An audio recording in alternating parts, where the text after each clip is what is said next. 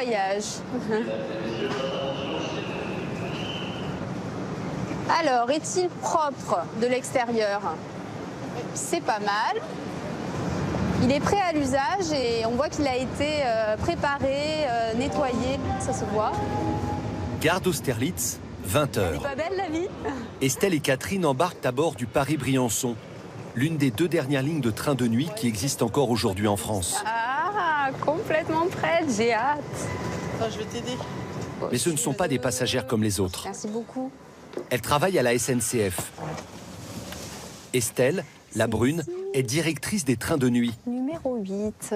Catherine, la blonde, responsable de leur qualité de service. Ah, bah ça fait plaisir de voir nos beaux vieux trains de nuit. Bon, ils sont un peu vintage, mais... Bah oui, mais on l'aime comme ça. Mais on l'aime comme ça. De toute façon, il est comme ça. C'est toute notre histoire, en fait. Le train de nuit, c'est notre patrimoine, en quelque sorte. C'est aussi nos souvenirs d'enfance. Ça, cette image-là, et ben, d'autres trains ne l'ont pas forcément. C'est un train de légende, en fait. C'est vrai, c'est vrai. Une légende qui a bien failli disparaître. Car la plupart des trains de nuit en France ont été supprimés ces dernières années, faute de rentabilité. Mais il y a quelques mois, le ministère des Transports a décidé de maintenir et rénover 2 lignes. Paris-Briançon et Paris-Occitanie, divisées en 3 destinations. Il va falloir changer les couchettes, les équipements et les sanitaires d'ici 2023. Cela concerne 70 voitures, coût de l'opération 30 millions d'euros. 25 personnes travaillent sur la conception du projet à la SNCF, dont Estelle et Catherine. Elles doivent préparer le train de nuit de demain. Je vais m'endormir de suite. Les trains de nuit, c'est aussi une ligne mythique. Paris-Venise et son train flambant neuf de la compagnie italienne Tello.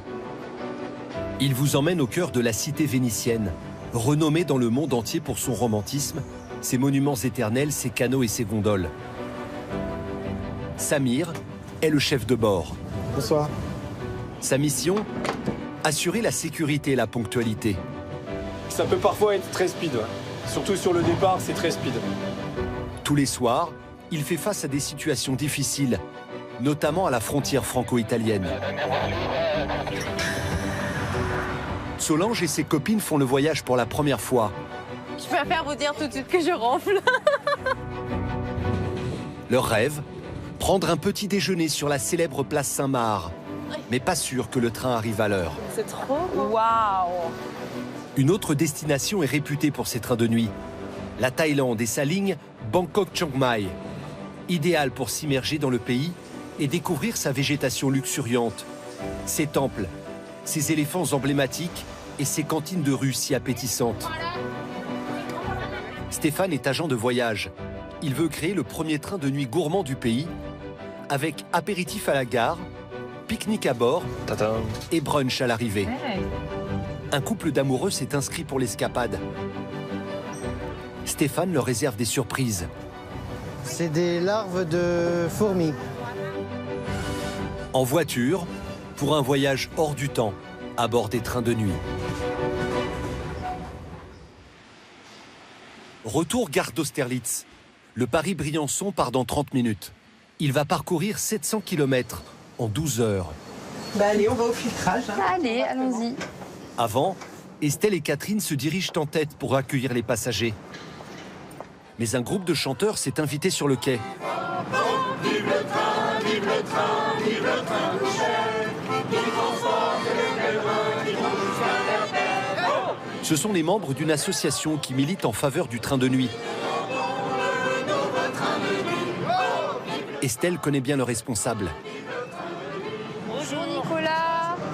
Je viens de voir ton mail en plus. On a une pétition signée par plus de 100 000 personnes et on a fait des actions dans plusieurs gares dans toute la France. Ils aimeraient 30 lignes supplémentaires d'ici 2030 et des trains beaucoup plus modernes. Des revendications parfois trop ambitieuses pour la SNCF. Par exemple, des douches, voilà, dans nos trains de nuit. Là, ça, on touche à la structure dans le dur et donc ça prend un peu plus de temps. Mais avant d'envisager le train de nuit du futur, il faut déjà entretenir celui existant. L'équipe Intercité de nuit vous souhaite la bienvenue dans notre train 57. C'est la mission de Catherine. Le train vient de partir. Elle commence son contrôle par un endroit sensible. Donc là, je vérifie la propreté du train et en même temps l'équipement. S'il y a du papier, s'il y a de l'eau, s'il y a du savon, s'il y a de l'eau pour les toilettes et si ça a été nettoyé.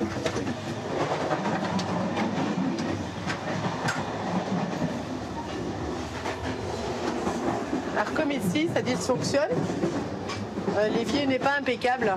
Donc je fais une photo et ensuite je vais faire la photo de la voiture concernée. Et ensuite j'envoie le tout au système de maintenance à la propreté, au correspondant, pour qu'il sache effectivement qu'il doit nettoyer. C'est important parce que c'est un très très vieux train. Il faut le maintenir, il faut le tenir propre et il est encore là, après 45 ans, parce qu'on le bichonne un peu. On est obligé. Le train date de 1975. C'est un corail, abréviation choisie à l'époque pour désigner confort et rail. Vous voyez, c'est beau hein, quand même l'objet, c'est sympa. Hein. Ce téléphone-là, ça sert à passer les annonces. Voilà. Il est un peu désuet lui aussi. Ah, vous croyez? Ce train vintage va bénéficier d'un lifting intégral. Mais avant, Estelle doit faire un état des lieux. Ah, t'es bien là hein? Moi, je suis pas mal. Alors, coucher de seconde, c'est tout un programme. Alors, qu'est-ce que vous allez changer là-dedans? Alors, on va refaire toutes les cloisons. On va partir sur quand même du blanc pour rendre de l'espace. Donc du blanc sur ces surfaces, là où là c'est une sorte de bleu pastel, bon, qui est un peu vieilli. Hein. Le sol, alors pas de la moquette parce que c'est très salissant et on voudrait quelque chose de plus moderne. Donc on va mettre une sole de caoutchouc un peu exotique, gris anthracite, très joli. Et puis alors après, maintenant il y a tout ce qui est literie. Ils sont en bon état encore. Hein. Moi, je suis étonnée hein, quand même après autant d'années. Mais bon, c'est vrai que le velours. Bah ouais, c'est ça. Donc, de toute façon, on va les changer les matelas, mais on va garder le même niveau de confort. Ils sont bien les oreillers. Hein. Franchement, c'est bien rebondi. Ils sont très confortables. Je vais m'endormir de suite. Non, pas encore. Il faut continuer l'état des lieux. On va regarder ce qu'on va rénover dans la voiture de service. Bonjour madame, rebonjour. C'est le seul endroit où l'on peut acheter à manger dans le train. On ne peut pas dire que l'offre soit alléchante. Il n'y a pas de wagon-restaurant, tout simplement pour des questions de structure et puis d'enveloppe, hein, budgétaire. Il est loin l'âge d'or des trains de nuit. Lorsqu'à bord, il y avait un bar où l'on refaisait le monde jusque tard dans la nuit. Il y avait aussi un chef cuisinier, un restaurant avec des nappes blanches et de la vaisselle en porcelaine, et un service de petit déjeuner.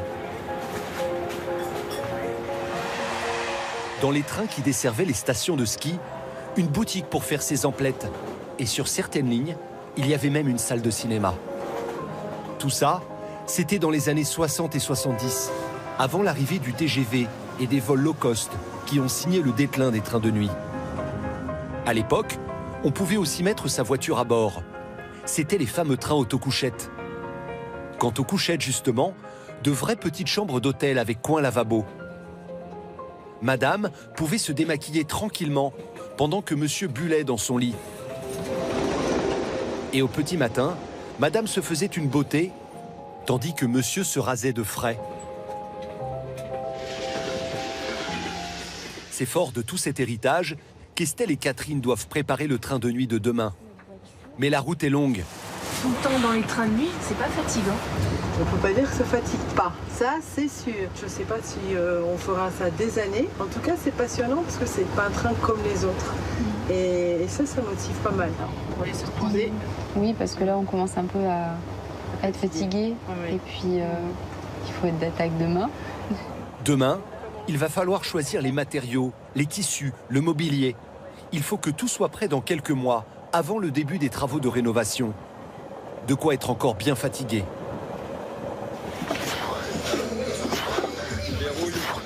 Pour être en forme, certains agents de train de nuit ont trouvé la solution. Une bonne hygiène de vie et des séances de sport. C'est le cas de Samir, chef de train sur la ligne Paris-Venise. Quand il n'est pas à bord, il retourne chez lui, à Dijon. et il fait du crossfit, un programme de sport intensif. Avec lui, Clément, le conducteur sur la ligne. Allez Clément, allez. 2000 mètres sur la semaine. On s'entraîne 4 fois à 5 fois par semaine. Puis ça nous permet de rester solide la nuit. Depuis qu'il suit ses séances, Samir peut tenir 14 heures d'affilée, sans coup de pompe. Allez Clément, là on va faire une petite pause juste après l'entraînement et après on enfile le costume de chef de train pour direction Paris.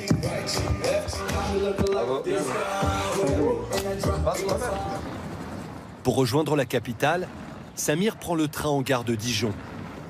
Mais avant, changement de costume.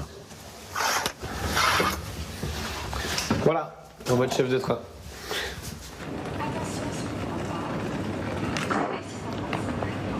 C'est votre quotidien, là, tous ces allers-retours? Oui, effectivement, tous les jours. Tous les jours, des allers-retours à Paris pour prendre le train de Paris-Venise.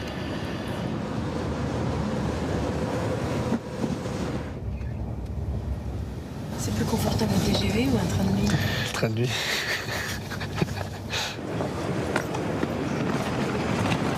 Gare de Lyon, 18h40. Le train pour Venise est à quai. Comment vas-tu? La forme? Oui, toujours. Il doit partir à 19h15 précise. Toujours être à l'heure, c'est l'obsession du métier, c'est d'arriver à l'heure et puis de pouvoir... c'est notre mission tous les jours en fait. Voilà. Il y a beaucoup de monde, 391 passagers.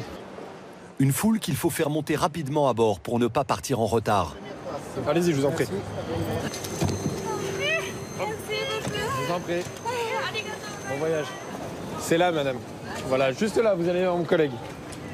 Pendant que Samir s'active, Manon et Anne, deux copines, rejoignent leur cabine. Alors, là, c'est là. Ah bah parfait, cool, parfait. Super. Une cabine réservée aux femmes, Sympa. pour éviter qu'elles soient importunées. Depuis quelques années, la plupart des compagnies ferroviaires en Europe mettent à disposition des couchettes 100% féminines. Tu te rappelles à quelle heure on arrive demain matin pour aller au café Je vais regarder, je pense qu'on arrive vers 9h30. Ok, ça marche. Quel est votre projet? On s'est dit qu'on voulait aller à Venise et aller prendre un petit déjeuner place Saint-Marc. Mais si le train arrive en retard, le petit déjeuner risque de se transformer en déjeuner. Donc toi, tu veux te mettre où? Tu préfères moi, je préfère être en bas. en bas? Je me sens plus sûre, ouais. Ok, d'accord, ouais, c'est vrai que de prendre les échelles. Ouais, Elles vont devoir composer avec les deux passagères qui arrivent. Bonjour. Moi, c'est Solange. Enchantée. Et Anne. Enchantée. C'est cool. Je sais pas si vous avez déjà vos choix de lit. Ah, en fait, franchement, moi, je m'en fous. Bah, vous avez l'air de vous entendre. Oui. Il faut dire, ça va être nos voisines d'une nuit. Hein.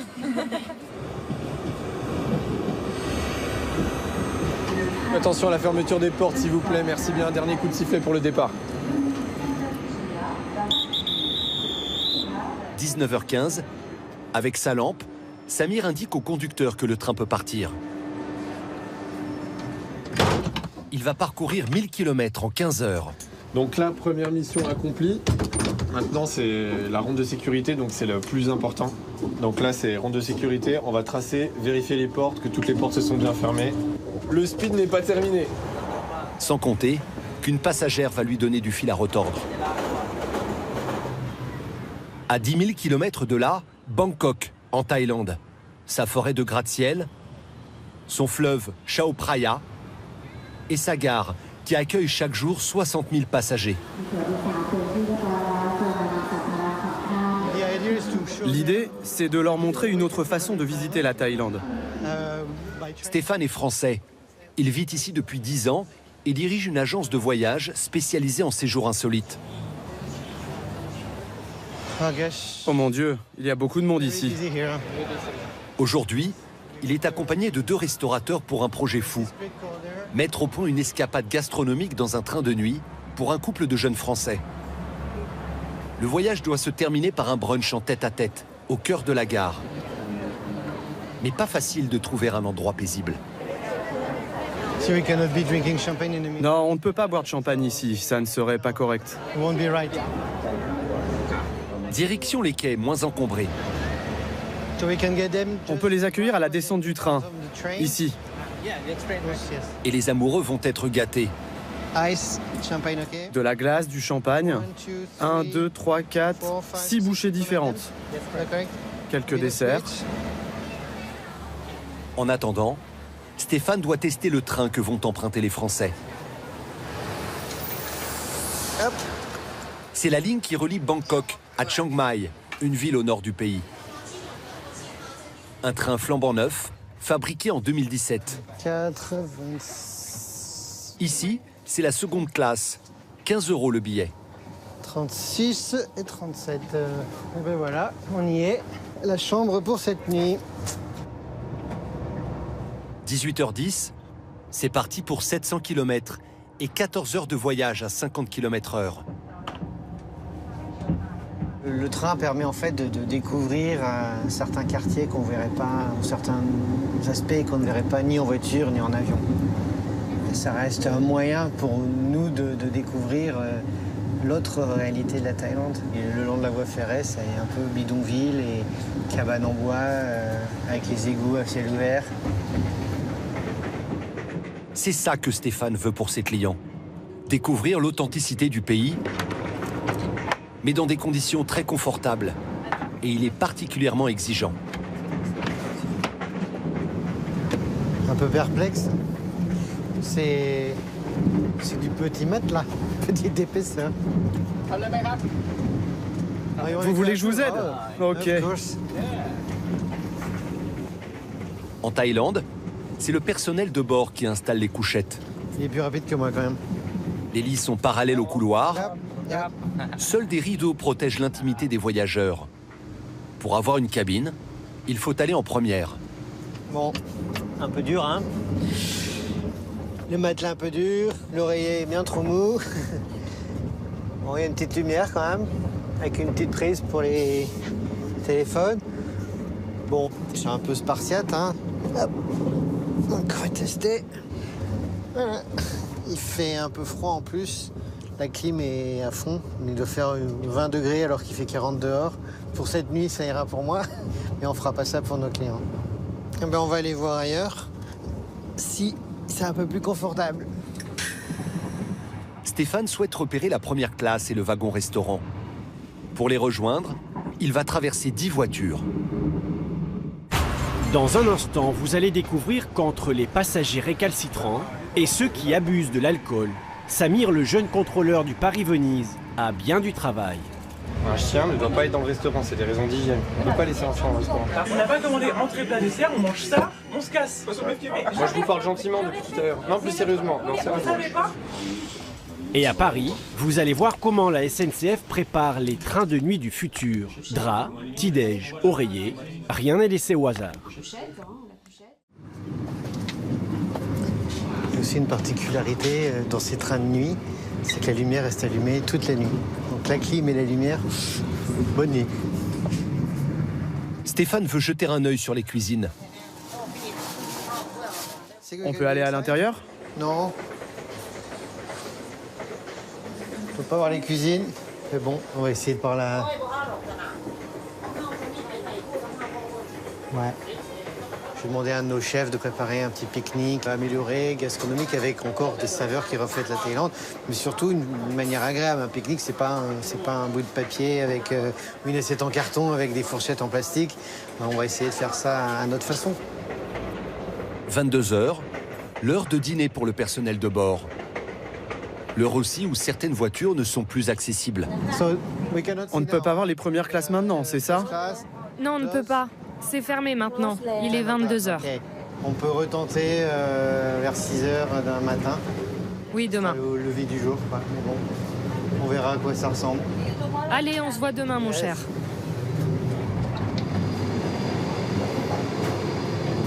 Pas sûr que les premières classes soient à la hauteur des exigences de Stéphane. Bonne nuit. Quand certains s'endorment, d'autres viennent de se réveiller. Là, on voit dans les courbes qui se dirigent dans la vallée, les stries de montagne. C'est un beau cadeau. Il est 7h30. L'arrivée à Briançon est prévue dans 1 heure. le train dessert 8 petites communes avant son terminus. Dans quelques minutes, notre train intercité entre en gare de Mont-Dauphin-Guillestre. C'est vraiment le seul train qui désenclave les petits villages de la vallée. S'il n'y avait pas le train de nuit, c'est très très isolé. Il n'y aurait pas grand-chose finalement. Ouais, je crois que c'est vraiment la survie de ces régions. Et le train, c'est ça, hein, le transport et les trains de nuit, c'est ça aussi. C'est assez viscéral en fait. Il y a quelque chose comme ça, il y a un très très fort attachement à nos trains. Si le ministère des Transports a maintenu ces 2 lignes nocturnes, c'est surtout pour ne pas laisser tomber ces territoires, difficilement accessibles en TGV. Chaque année, 400 000 passagers empruntent les trains de nuit en France. Mais dans les années 60, quand il y avait encore une quarantaine de lignes, la fréquentation battait des records, notamment à Noël. Nous sommes au soir du 19 décembre et le grand assaut commence. Petits et grands arrivent en rang serré en gare de Lyon, devenu pour quelques jours le lieu le plus fréquenté et le plus encombré de la capitale. 413 trains réguliers et supplémentaires, 262 600 voyageurs, record battu. Telle est la performance qu'a réalisée la région du Sud-Est durant les 5 jours de pointe précédant Noël, du 19 au 23 décembre 1962 exactement. Chaque soir, une cinquantaine de trains absorbaient les vagues successives de skieurs et s'élançaient dans la nuit à une cadence atteignant par moment un départ toutes les 3 minutes. Aujourd'hui, il y a un seul départ par jour pour les 2 lignes restantes. 8h30, arrivée à Briançon. Comme il n'y a pas de petit déjeuner à bord, Estelle et Catherine vont le prendre à côté de la gare, dans un foyer réservé au personnel de la SNCF. Et là, ça va faire du bien. Un bon petit déj, un petit chocolat chaud. Ce soir, elles reprennent le train pour Paris. Paris, justement, quelques semaines plus tard. Avant de lancer la rénovation, Estelle et Catherine ont besoin de venir ici, dans le centre de maintenance de la gare d'Austerlitz. 300 cheminots travaillent sur ce site de 22 hectares, réservé principalement aux trains Corail. Ça va toucher et ça touche. Dont bien sûr, les 2 fameux trains de nuit. Après avoir roulé pendant 12 heures, ils passent la journée ici pour subir une batterie d'examens avant de repartir pour la nuit. Bonjour. Bonjour. Bonjour. Estelle. Bonjour, Jean-Louis. Je suis la responsable des trains de nuit. Oui. Et puis je viens voir effectivement le travail que vous faites donc de préparation des trains. D'accord. On a en ce moment Sébastien qui est en train de procéder à un examen mécanique sur une rame qui vient d'arriver ce matin. Ça veut dire vérification de tout ce qui est organe de freinage, semelle, disque de frein, plaquette de frein, la suspension.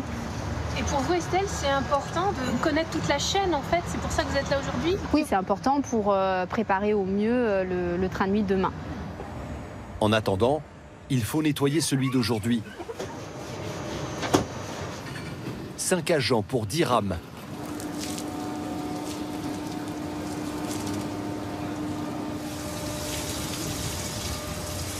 Ça fait plaisir de le voir se faire bichonner là, quand même. Ce centre de maintenance existe depuis 1927. Certains gestes du personnel n'ont pas changé. Comme ici, en 1963.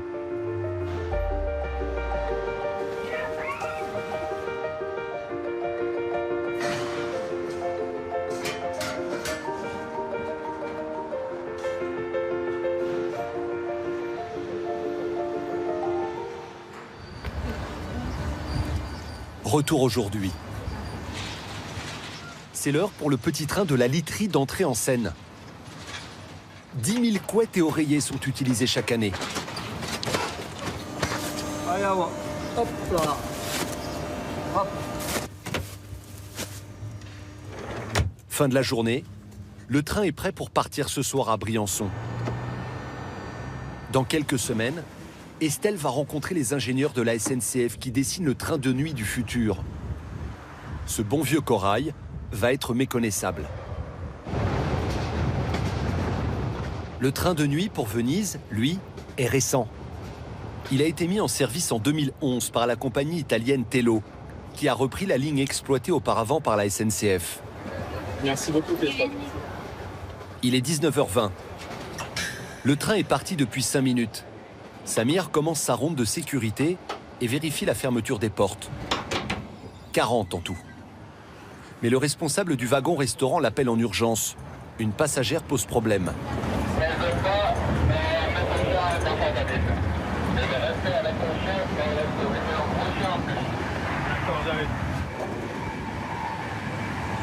Un chien dans une poussette qui dort comme un bébé. Un chien ne doit pas être dans le restaurant, c'est des raisons d'hygiène. On ne peut pas laisser un chien dans le restaurant. Monsieur, est-ce qu'on peut juste finir de manger? On en a pour 10 minutes. Ah ouais. Et notre cabine est un peu loin, c'est un peu galère de la ramener. Sincèrement, non, j'ai pas du tout envie de la ramener. On n'a pas le droit, c'est le règlement. C'est juste le règlement. On n'a pas commandé entrée, plat, dessert, on mange ça, on se casse. Moi je vous parle gentiment depuis tout à l'heure. Non, plus sérieusement. Non, vous savez pas? Est-ce que vous voulez bien juste que je finisse le plat? J'en ai 5 minutes. D'accord, mais vous savez ce qui se passe quand vous respectez. Qu'est-ce qui se passe? Bah, je suis obligé de vous mettre un PV, j'ai pas le choix. Monsieur! Non mais j'ai pas le choix. Allez, on y va. C'est juste que je comprends qu'il y a des règles, mais à un moment donné... Finalement, la jeune femme obtempère. Samir fait tout pour maintenir le standing du train. D'autant que certaines cabines sont particulièrement chic. Ici, c'est notre plus belle cabine. Donc on a un agent de bord qui passe. Ça fait partie du service et qui fait le lit. Voilà, donc on a un lit ici, un autre là et un autre ici. Avec un kit composé d'un coussin et d'une couette avec une serviette. Parce que juste là, on a une petite salle de bain pour le client, comme dans un hôtel, mais qui roule. Donc on a une douche avec un WC. Un luxe qui a un prix, au minimum 170 € par personne selon les saisons. 6 fois plus cher que la seconde classe, où Samir se rend maintenant. Bonjour. Il veut s'assurer que les passagers sont bien installés. Oui, bonjour. Ah, c'est cool. Bonjour. Bonjour. Samir, le chef de train. Bonjour Samir. Bienvenue. Bonjour. Merci. Ça se passe bien? Très bien. Ok, C'est d'accord. très confortable. Ok, super. Et bah bon voyage. Merci beaucoup. 21 h. Pour les filles, c'est l'heure de dîner. Oh, j'ai trop faim. Waouh. C'est vraiment l'Orient Express, quoi. Vous prenez quoi? Vous voulez qu'on partage plein de trucs? Non, En effet, il y a le choix. Une trentaine de plats et desserts, compris entre 4 et 12 €. Mais pas de cuisinier à bord. Ce sont des plats tout prêts, réchauffés au micro-ondes. Voilà les filles, vous êtes prêts? Oui. Et lasagna parmigiana avec vous. Bon appétit. Ils sont 2 cannelloni. Merci. Oui. C'était rapide, non? Franchement, pour nourriture de train, hyper bon. Meilleur que dans l'avion. Hein. Ouais, c'est clair. D'ailleurs, demain matin, on va prendre un café dans un café très connu, Place Saint-Marc. Si ça vous dit de venir avec nous. Ah, mais c'est super cool, mais oui, bien sûr. Mais avant de prendre le petit déjeuner ensemble, il va falloir dormir ensemble. Non mais je préfère vous dire tout de suite que je ronfle. Moi aussi, je ronfle parfois. Je parle parfois. Ah, tu parles? Oui. Ah, tu chantes pas, j'espère. En seconde, pas de couette moelleuse, mais une simple couverture. Ce lit est fait. On va pas avoir froid. Hein. Ouais, c'est vrai. Je m'étais pris un petit drap au cas où. C'est bon, les filles? Ouais, c'est bon. Bonne nuit. Bonne nuit. Bonne nuit.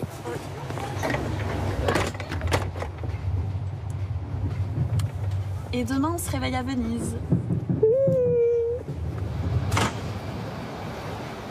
1 h du matin. Les 391 passagers dorment à point fermé. Samir en profite pour faire une pause. Cela fait 3 ans qu'il travaille sur cette ligne. Il n'a que 29 ans. C'est le plus jeune chef de train de la compagnie. Personnellement, j'ai toujours voulu travailler dans les trains, parce que mon père était cheminot. J'ai toujours baigné un peu dans le domaine du ferroviaire, et c'est moi qui ai repris un petit peu le flambeau. Et je voyageais aussi beaucoup en train avant avec mon père. Donc je faisais les trains de nuit aussi, j'allais en Espagne, et c'était un train de nuit. Et voilà. Et le destin a fait que je suis dans un train de nuit, et c'est moi le chef de train. Voilà. Comme à son habitude, Samir termine sa pause en vérifiant l'horaire d'arrivée. Pour l'instant, le train est prévu à l'heure. Mais ça ne va pas durer. la nuit va être plus agitée que prévu. En Thaïlande, en revanche, la nuit a été calme. Il est 6 h du matin. Stéphane est le premier à se réveiller. J'ai dormi. Ma foi, bien dormi. Un petit peu frais, mais ça a été. Le soleil se lève à l'approche de la ville de Chiang Mai, surnommée la Rose du Nord. La région est réputée pour ses terres fertiles et ses produits agricoles.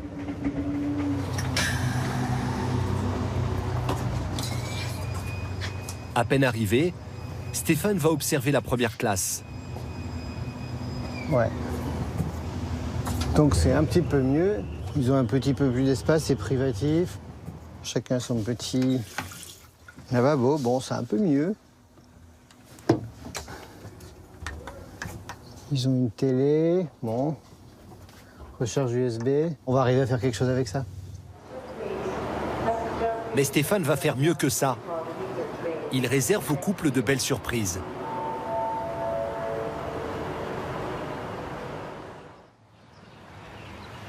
Une semaine plus tard, tout est prêt.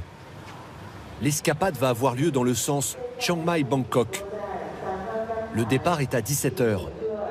Stéphane attend les deux Français, mais ça commence mal. Finalement, ça répond pas. Qu'est-ce qui se passe? Ben, ils sont un petit peu en retard. Ils devraient arriver là. Parce qu'on n'a plus que 3/4 d'heure avant le départ. L'autre imprévu, c'est que le train a changé, ils ont changé les compartiments, donc tout le repérage qu'on avait fait change un petit peu. Disons que c'est un train un peu plus ancien. C'est le moins que l'on puisse dire. C'est l'un des plus vieux de la compagnie ferroviaire. Il a été fabriqué il y a plus de 50 ans. Quant au couple d'amoureux, il semble avoir oublié l'heure du rendez-vous. 20 minutes plus tard. Ah, ça doit être eux.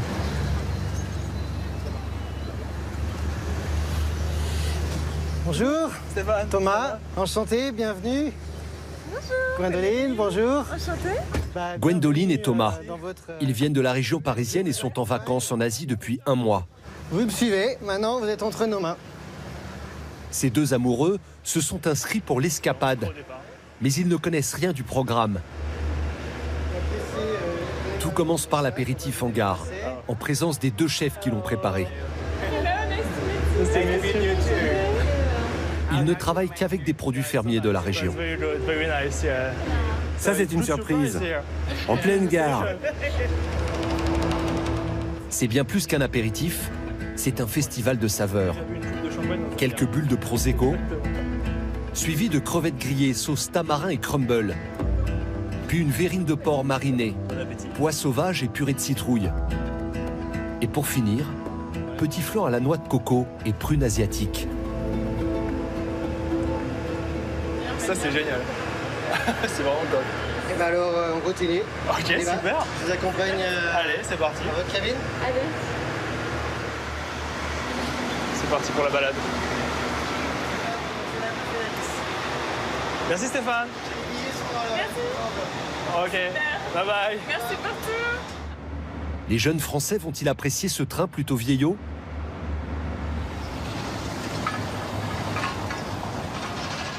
Côté SNCF, c'est au contraire de modernité dont on va parler aujourd'hui. Estelle est ce matin dans le Technicentre de Périgueux. Ici, depuis plusieurs mois, une équipe d'ingénieurs crée le futur train de nuit en 3D. Bon, bonjour à tous. Donc l'objectif de la réunion... Ensemble, ils doivent faire le point. Donc voilà, la couchette seconde.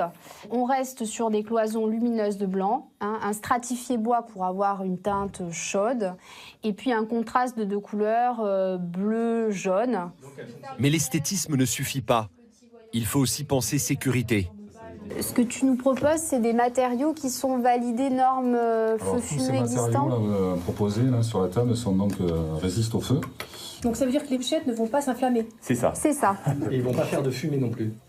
Il n'y a pas uniquement l'inflammation, mais il y a aussi les fumées qui émanent et qui ne doivent pas être trop toxiques pour les clients. Et en plus, nous, dans notre projet, l'exigence qu'on a supplémentaire, c'est qu'on est en train de nuit. Et du coup, les voyageurs doivent être encore plus protégés parce qu'ils dorment. Il y aura aussi un local à vélo, des cabines privatisables pour les familles et partout, des prises électriques. Côté sanitaire, toujours pas de douche, mais des toilettes design. Tout ce qui est accessoires, lave-mains, sèche-mains, tout ça c'est intégré. C'est intégré. Il y a le dernier modèle là, de distributeur de savon. C'est du savon liquide. C'est du savon en mousse. Ah, c'est bien ça. Mousse à la sortie de la buse. C'est mieux. C'est mieux, mais la survie des trains de nuit en France n'est pas assurée pour autant. Avec l'ouverture à la concurrence en 2020, un voisin pourrait être intéressé par les lignes françaises. L'Autriche. Le pays développe les trains de nuit en Europe et compte aujourd'hui 26 lignes, dont certaines allemandes, rachetées il y a 3 ans. Pour attirer la clientèle, les chemins de fer autrichiens ont de solides arguments. Voici leur nouvelle cabine prévue pour 2021. On dirait des business class de compagnies aériennes. Les trains de nuit en France vont-ils rouler un jour sous pavillon autrichien? L'avenir le dira. En attendant, Estelle et ses équipes doivent tout faire pour rendre le train de nuit français attrayant. Et s'il y a un service que tous les voyageurs réclament, c'est le Wi-Fi à bord. Donc là, on monte sur la toiture de la voiture. D'accord. Cet après-midi, dans les ateliers de Périgueux, on équipe le Corail qui roule de jour entre Limoges et Paris. Estelle veut voir cette opération, car dans quelques mois, elle aura lieu sur les trains de nuit. Donc là, on est sur les 4 antennes extérieures, mais comment le signal arrive jusqu'à l'intérieur de la voiture au niveau de nos couchettes pour les clients? Donc à l'intérieur, il y a un routeur, donc c'est ce qui capte la Wi-Fi de l'extérieur jusqu'aux antennes intérieures de la voiture. Une opération coûteuse, 40 000 € par voiture. Et il y a 70 voitures à équiper. Donc là, il y a l'antenne, c'est ça, au-dessus? Là, voilà, l'antenne va arriver par là, avec la descente de tout le câblage. Ah oui, mais là, c'est impressionnant. Complexe aussi. Pour installer le Wi-Fi dans une voiture, il faut compter 5 à 6 jours. Mais en matière d'ingénierie ferroviaire, le savoir-faire tricolore est réputé depuis toujours. En 1936, la France a même mis au point un train-ferry reliant Paris à Londres en une nuit. Pour traverser la Manche, les rames embarquaient à Dunkerque sur un bateau spécial.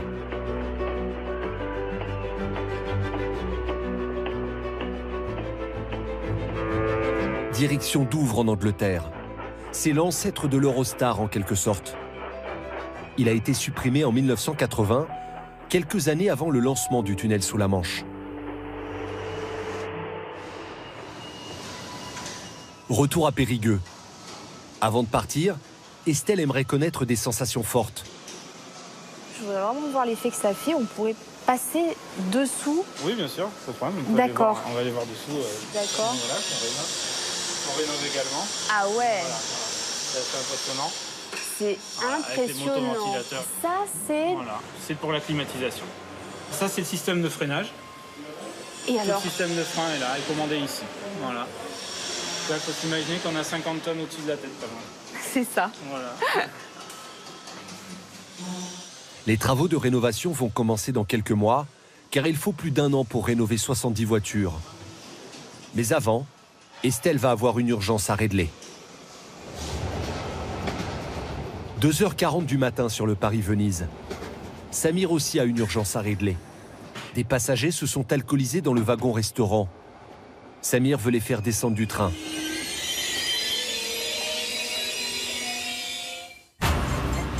Dans un instant, Samir va devoir gérer un autre problème. Après les policiers, ce sont les douaniers qui vont vouloir contrôler son train.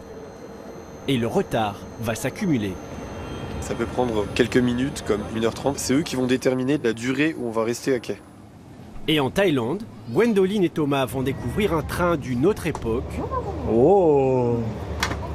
Mais au charme certain. On va pas être mal. On va pas être mal du tout. Regarde les petites fleurs. Non, c'est super. Samir profite de l'arrêt en gare de Modane à la frontière italienne pour en parler aux policiers. Ils effectuent régulièrement des contrôles d'identité à bord, notamment pour lutter contre l'immigration clandestine. Ils ont renversé de l'alcool partout, ils ont eu des propos un peu injurieux, et puis après c'est parti un peu en live. Moi, tout ce que je veux, c'est qu'ils soient plus dans le train. Voilà, c'est la seule chose. Les policiers vont intervenir.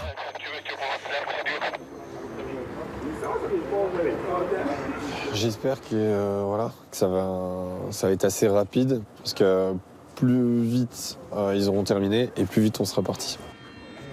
2h55, le train doit repartir dans 5 minutes. Mais pas de chance. Les douaniers débarquent. Eux aussi effectuent régulièrement des contrôles à bord, notamment pour lutter contre le trafic de stupéfiants.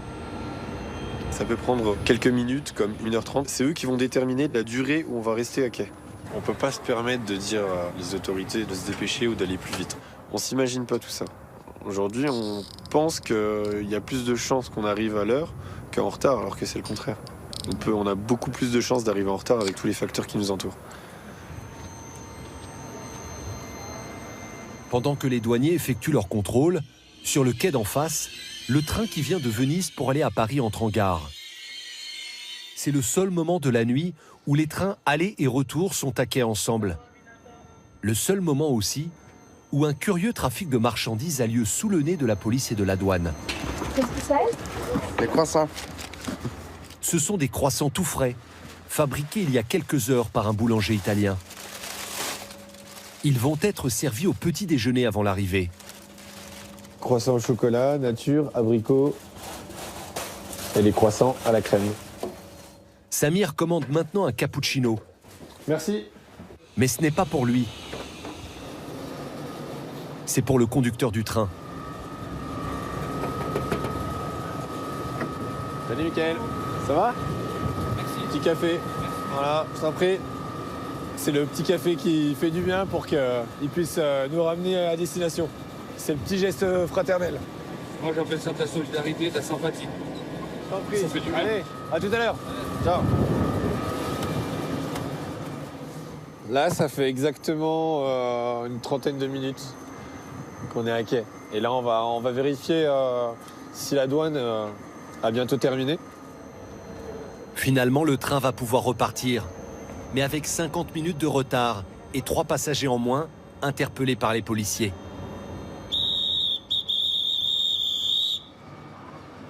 Ce premier coup de sifflet me fait toujours penser à quand j'ai commencé. Paris-Gare de Lyon, 670 passagers. Et du coup, j'avais un peu la boule au ventre. Mais ça va mieux. Ça vous a marqué? Ouais, ça m'a marqué le premier, ouais. C'est impressionnant, c'est impressionnant. 670 passagers et de me dire que c'est moi qui donne le départ, c'est une responsabilité. La responsabilité de Samir, c'est aussi de ne pas réveiller les passagers pendant l'arrêt à Modane. C'est le cas, notamment du côté des filles. Elles n'ont rien vu, rien entendu.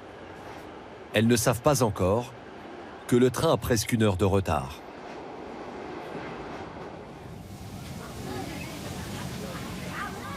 À Chiang Mai, le train de Gwendoline et Thomas est à l'heure, lui. Il part dans 10 minutes. Les 2 Français découvrent leur cabine. Oh! Eh, on va pas être mal. On va pas être mal du tout. Regarde des petites fleurs. Non, c'est super. Il ne semble pas déçu par son côté rétro. Il faut dire que Stéphane a tout prévu. Fleurs fraîches, parfum d'ambiance et nécessaire de toilette. 17h, départ du train. On est dans le bon sens pour le coucher de soleil. Pile poil. C'est vrai.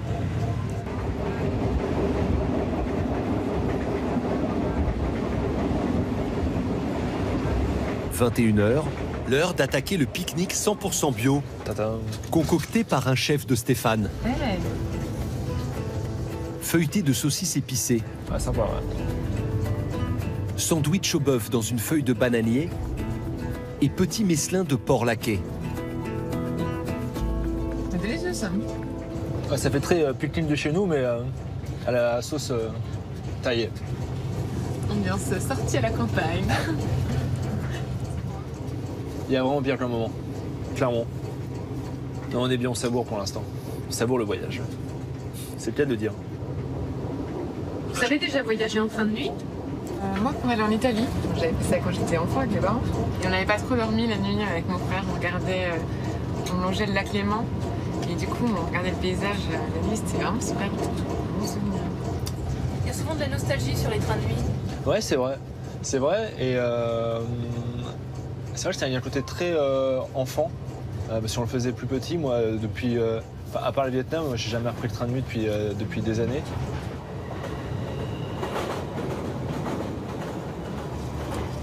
Thank you. Time to sleep. 23 heures. Service 3 étoiles. Ah ouais, c'est top. Thank you so merci beaucoup. Thank you. C'est chacun son lit. C'est chacun son lit. C'est chacun son lit. T'es sûr? Ok. Bonne nuit. Bonne nuit. Bisous, Adora. Bisous. Mais la nuit va être courte. Ils doivent descendre du train à 4h30 du matin pour poursuivre leurs ACAP dans un lieu tenu secret par Stéphane. Alors à 4h, c'est l'heure du réveil pour les amoureux, décidément inséparables. Ah mais vous avez dormi tous les deux? Bah ouais, finalement. Il y avait de la place pour deux. C'est pas trop étroit? Ça va. C'est un peu... Non, mais c'était très bien. C'était parfait. Pour ces quelques heures de sommeil. Bien dormi? Ouais, très bien. Très bien. On est bercé par le train. Et au réveil, un rituel qui traverse toutes les époques. Madame se fait une beauté.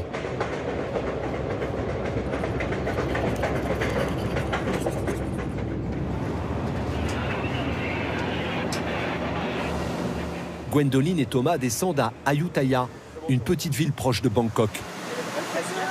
Bonjour. Enchanté. Cindy, une collaboratrice de Stéphane, les prend en charge.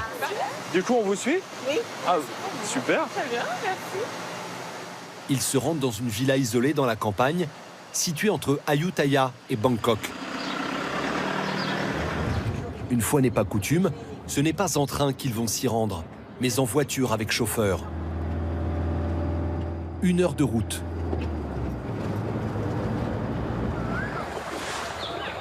Puis 20 minutes dans ce petit bateau, affrété rien que pour eux. Ah, magnifique.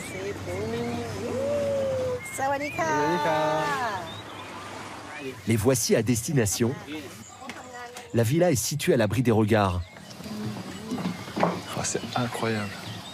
Ça, c'est la 100 mètres carrés dans un pur style thaïlandais. Elle est magnifique la chambre. Ça change du lit du train de nuit? Oui, ça va changer du coup, effectivement. Plus de place. Autre chose, oui. 8 heures du matin. Pendant que Gwendoline et Thomas se détendent, à Bangkok, Stéphane est en compagnie de Steven, l'un des chefs stars de la ville qui va cuisiner ce soir dans la villa. Ça sent vraiment bon par ici. Et ils ont décidé de faire une petite surprise au couple de Français. C'est des larves de fourmis. C'est un petit peu croquant. Ça fait un petit pop dans la bouche comme on mange des œufs, effectivement, des œufs de saumon, des œufs ou du caviar. Il y a un petit peu le même côté. Reste à savoir si les amoureux vont apprécier ce petit plop. En France, ce n'est pas un festin qui attend Estelle et Catherine, mais tout de même une petite victoire. Il est 7 heures du matin à bord du Paris-Cerbère, l'autre ligne côté Occitanie. Allez, un petit café. Bonjour. Voilà. On voudrait tester donc le nouveau café que nous avons essayé de mettre en place. Est-ce que vous voulez du sucre avec? Un petit peu, oui. un tout petit peu. On peut désormais prendre son petit déjeuner dans les trains de nuit français. C'est important ce premier café, Estelle? Ah bah oui, là, c'est le café de l'espoir. On en a rêvé, moi, le petit matin, comme ça, pour moi, c'est vraiment du bonheur. Et ça va faire beaucoup de bien. Merci. Merci. On va le goûter quand même. Hein. Quand même. Alors, attendez, je vais mettre Delicioso. Café chaud le matin, ça, c'est un Oui, il est très bon, ouais. On en avait besoin de ce petit déjeuner à l'arrivée. Et je pense que les clients, ils vont apprécier. Parce qu'en tout cas, moi, j'apprécie. Hein, parce que... Regardez ce paysage, on a les Pyrénées. C'est quand même agréable de boire le café avec un paysage comme ça. C'est ça les trains de nuit, voilà. Un art de voyager, un mode de transport écologique aussi.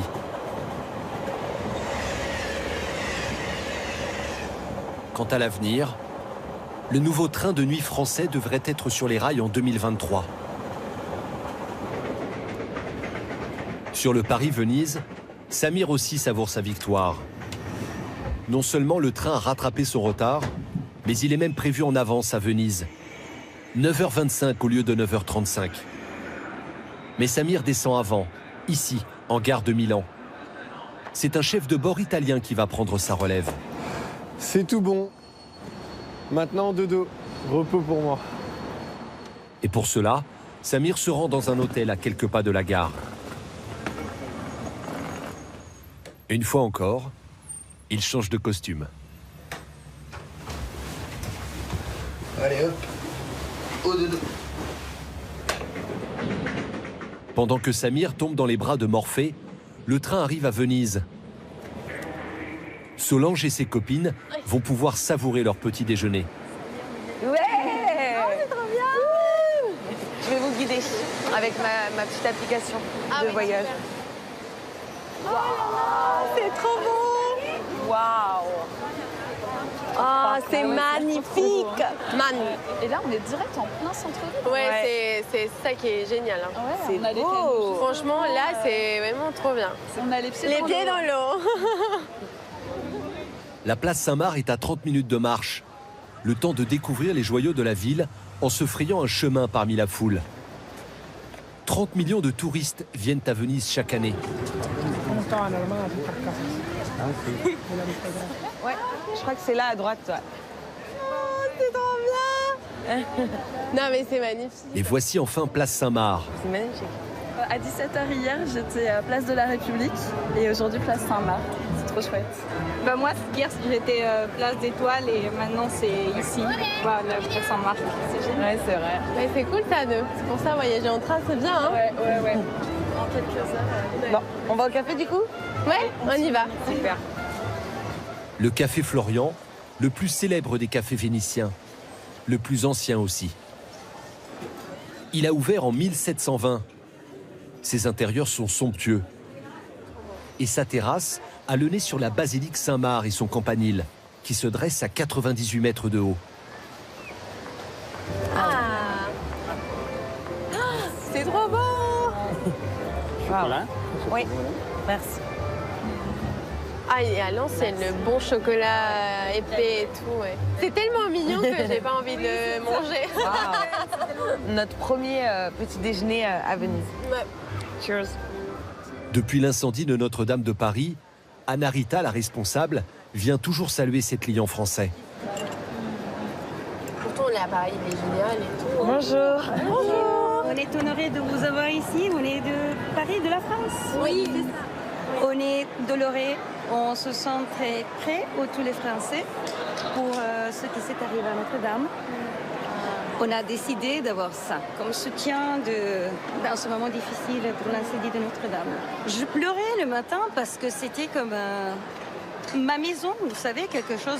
C'est l'histoire de la France, de l'Europe, les radici, la storia, les racines.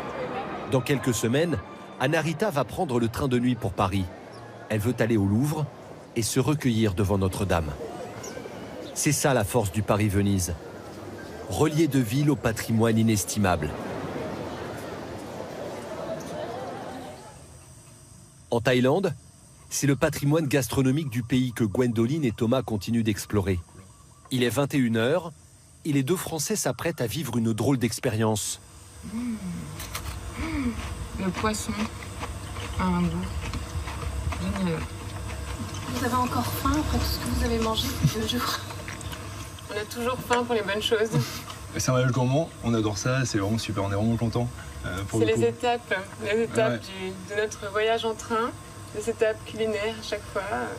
Le train s'arrête pour nous faire savourer plein de bonnes choses. Parfait, on adore. En cuisine, Steven, le chef, prépare le plat avec les larves de fourmis. Salut. Alors c'est une petite surprise. Je vous conseille de ne pas regarder de trop près. Vous mettez ça dans la bouche, et voilà. Thank you so much. Trust you. C'est intriguant. Ah, très lourd. Donc on y va, on se pose pas de questions. On y fait Bon, il a dit de pas regarder trop près. Donc on y va. Je ferme les yeux.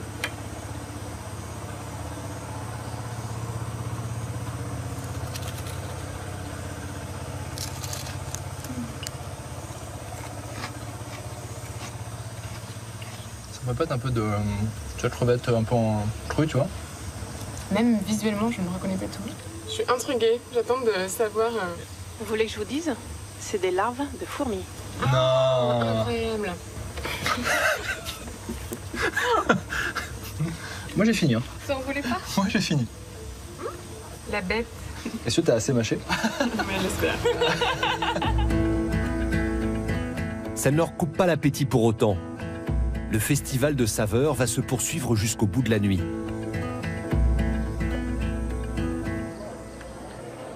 Le lendemain matin, il est 10 h en gare d'Ayutthaya. Stéphane a rejoint Gwendoline et Thomas pour prendre le train jusqu'à Bangkok. Après les trains de nuit, un petit peu de train de jour, voilà. C'est l'occasion de voir effectivement le paysage. De nuit, on voit pas grand-chose, sauf au départ de Chiang Mai. Et donc là, on va arriver, l'arrivée dans Bangkok. Vous allez voir, c'est assez haut en couleur. Assez ponctuel quand même. Ils sont efficaces. Donc voiture 3. C'est un train régional, très fréquenté par les Thaïlandais. Un peu l'équivalent d'un TER en France. Le voyage va durer 2 heures. Le train sillonne d'abord la campagne, puis des paysages beaucoup plus urbains à l'approche de Bangkok.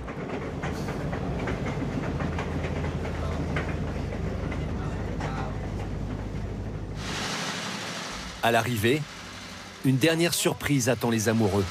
On va s'avancer un petit peu par là. Donc voilà un petit pot d'adieu. Un petit peu de champagne et puis quelques amuse-bouches. On est gâtés même à l'arrivée. Incroyable. C'est délicieux. Pour Stéphane, ce périple en train de nuit est une réussite. Il va le proposer à d'autres clients, 650 € par personne. Merci beau voyage. Et pendant que les amoureux terminent leur romance épicurienne, sur le quai d'en face, les couvertures des couchettes attendent le train de nuit de ce soir.